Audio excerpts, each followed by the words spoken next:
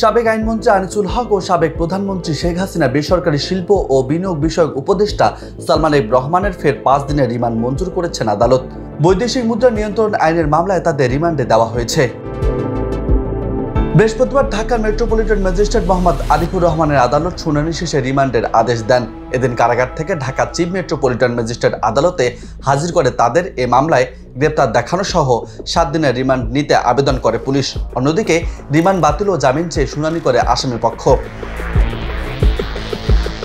তবে রাষ্ট্রপক্ষ জামিনের বিরোধিতা করলেও উভয় পক্ষে শুনানি শেষে মেট্রোপলিটন ম্যাজিস্ট্রেট মোহাম্মদ আরিফুর রহমান তাদের 5 দিনের রিমান্ড মঞ্জুর করেন। এ নিয়ে চতুর্থ দফায় তাদের রিমান্ডে দেওয়া হয়েছে।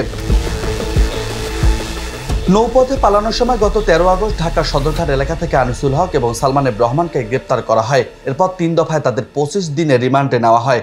সবশেষ বুধবার সকালে ঢাকা মহানগর ম্যাজিস্ট্রেট আদালত নতুন মামলায় তাদের গ্রেপ্তার দেখিয়ে কারাগারে পাঠানোর আদেশ দেন।